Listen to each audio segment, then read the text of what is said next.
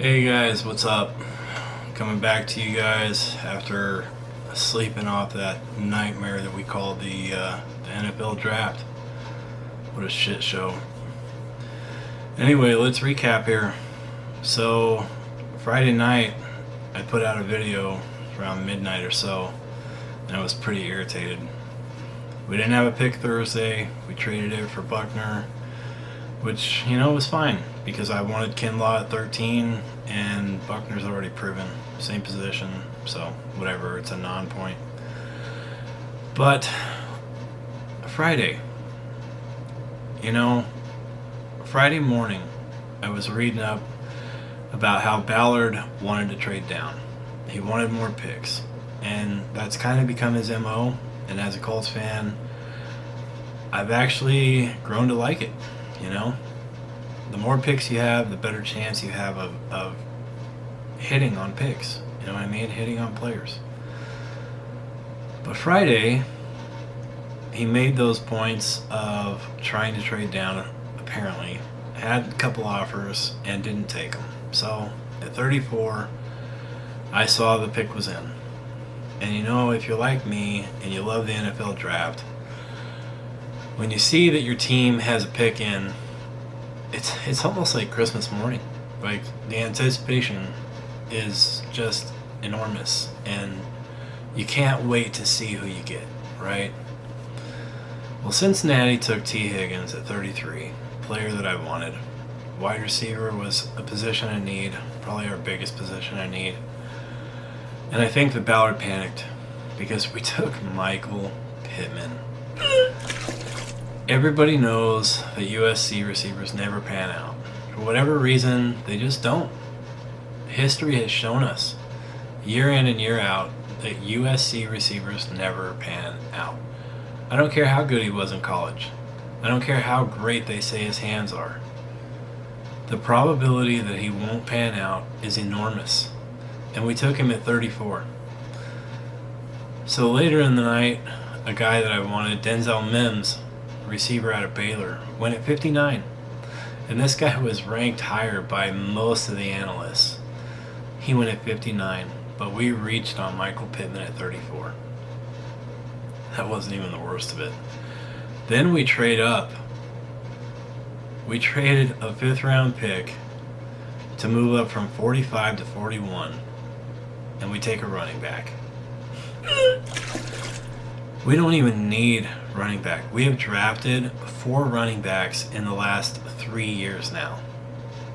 Yeah, 4 in the last 3 years. Marlon Mack is our number 1 running back right now. We got him in the 4th round, I think 3 years ago. He's been everything we could have asked for and more. But because he's a free agent next year, we're not going to pay him. Look, guys, running backs don't make much money anyway because their shelf life is horrible. And if that's what Ballard's worried about, then he took the wrong running back in this draft. Don't get me wrong, Jonathan Taylor is a great running back, guys. He had a great college career. He's probably the number 1 running back in this draft. But 926 carries over his college career. 926. He's already overworked. And as a fan of Arian Foster through his whole career, I can tell you, overworked running backs, they get hurt, and they get hurt a lot. Okay? Even the great ones. Arian Foster was derailed by injuries. His career could have been a Hall of Fame career, but he's probably never going to make the Hall of Fame because of the injuries. And this guy won't either. He might be great for a year, 2 years, maybe even 3.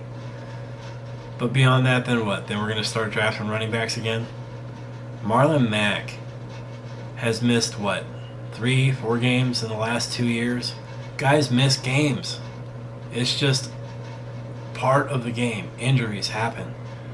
But Marlon Mack last year broke his hand, I think it was, or his wrist, or something like that, and was back the next game. Played through it. And carried the ball like 23 times. Guys, there is no reason to to take a running back here. It's a wasted pick. I love the guy we took, and the pick was still wasted. So then we move on to the third round. Still a bunch of great guys left on the board. Guys that had first round grades still on the board. And we take Julian Blackman. I don't even know who this kid is. I don't. Sure, after we took him, I went and watched the tape. I watched a bunch of it. And the guy can hit. The guy's got some speed. He's got some burst. He's got juice. But he also tore his ACL last year. And Ballard did a press conference Friday night, and he even said the kid's not going to be available until at least October. Get that, guys, at least October. And we spent a third round pick on him when guys like Christian Fulton were still there. I mean, and the guy's a safety, okay? So we've already got Malik Hooker and Kari Willis there. You know, we let Geathers go this year, so Willis is probably going to take his place. But behind him, we've got Marvell Tell, and there was another safety we drafted last year. I can't even remember his name right now. Sometimes I'm bad with names. But, and then, so where's this guy going to even play? If he plays in October, where is he going to play? Is he going to be a special teams guy, a return guy? What? I mean, he's not going to be a return guy. We've got Naeem Hines going to be our punt returner and our kick returner, especially since we drafted a running back, and Hines is no longer going to touch the ball out of the backfield. So Hines would be worthless on our team if he's not going to be our return man. So this guy has nowhere to play, even when he does come back. We've got 5 cornerbacks right now, if you count Tell in the cornerback position as well, because he plays both.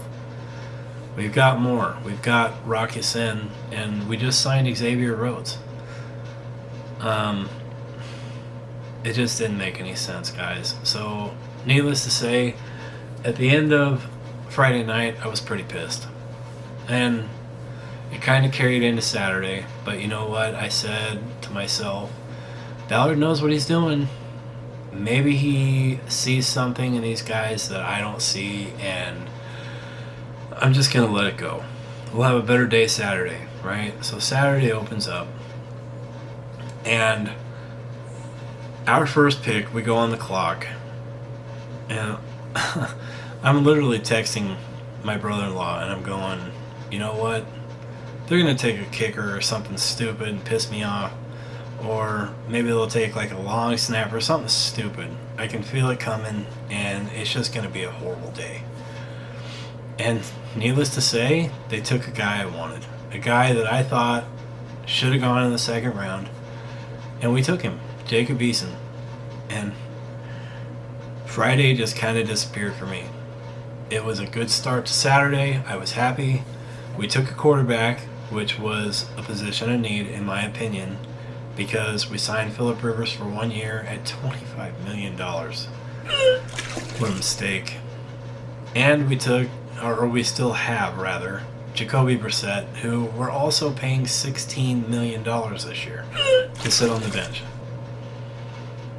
So both of these guys are going to be gone next year. We need a quarterback who can learn the ropes for a year and then take over next year, and this was a perfect pick. And yeah, I saw the reports afterwards how he didn't want to go to practice, so he told his coach that he didn't want to play, or I don't know, something stupid. You know that these reports always come out after the draft, and the kid's going to be fine. He's got Frank Reich there. He's got guys that are going to teach him, and he's going to be fine. Okay? So quit freaking out about Jacob Eason. So anyway, we were off to a good start Saturday. And then the wheels came off. Everything fell apart, and by the time we got to the 6th round, I didn't even want to watch anymore. So, in the 5th round, at pick 149, we take Danny Pinter, an offensive guard out of Ball State, a guy that used to be a tight end. Okay, so he's got a little bit of agility, and he's a big guy. granted, but we had Natani Mutai sitting there, an offensive guard out of Fresno State who is a monster. Just throws guys around, the perfect guy for our line, and we pass on him. And we take Danny Pinter. Pinter probably won't even make our lineup. Probably won't. Just being honest, he probably won't even make the roster. So a 5th round pick wasted, right? And then a 6th round.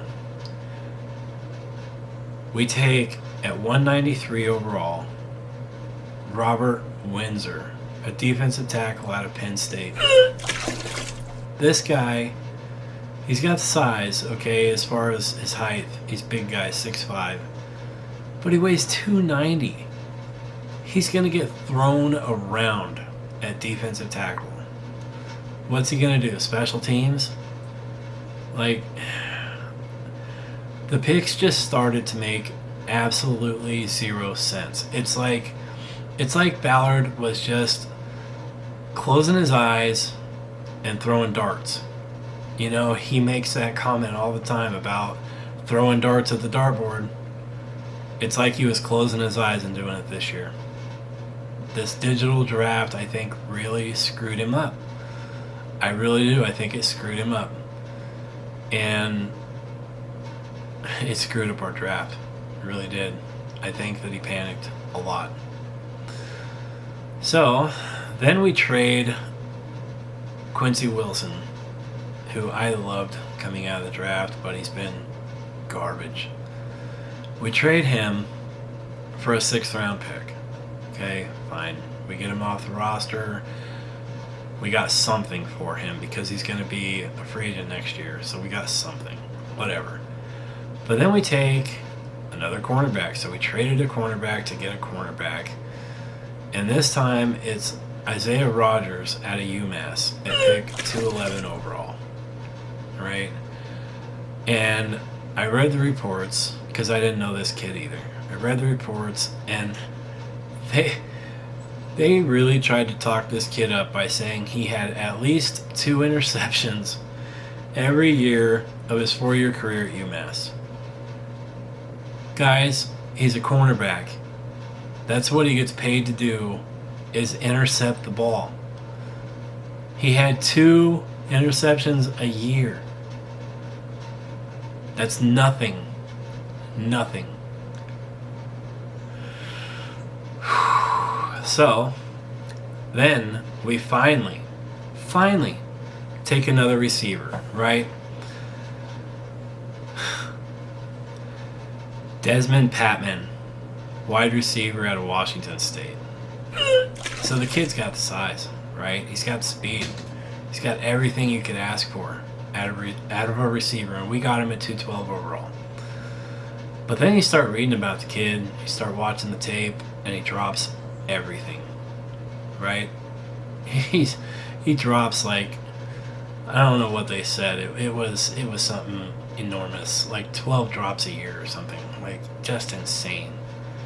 And the kid only started 12 games out of 58 at the college level. So what's he really going to do at the pro level? If he can't start at the college level, what's he going to do at the pro level? We've let guys go who were monsters in college. Deion Kane, we let him walk, and the Steelers picked him up. Sure, he hasn't done anything at the pro level, but he was a monster at the college level for Clemson in a big conference. But we draft this kid out of Washington State who started 12 games. In his college career, he had 58 catches. 58 catches in 4 years, guys. And then our last pick, Jordan Glasgow, at 213 overall in the 6th round. Might have actually been the best pick that we made. He's at least a special teams giant. Like, the guy was built for special teams. But that's what he is. He's special teams.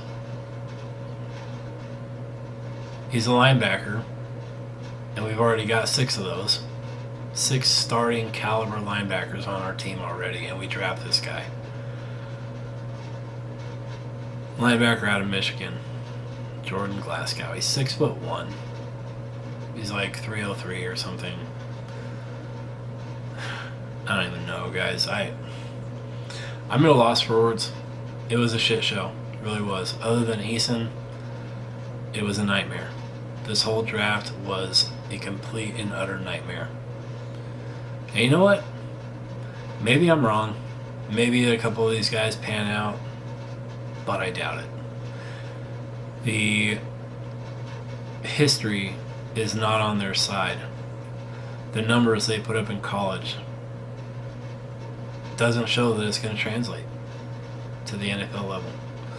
It just makes no sense to me, and I don't get it. So I don't know what's going to happen, but we'll see. I'm pretty pissed. I'm really irritated, especially with the running back. He's a great player, and he might be the best player we drafted. But the fact that nobody has ever given Marlon Mack any credit irritates the shit out of me. Like, I am seriously irritated.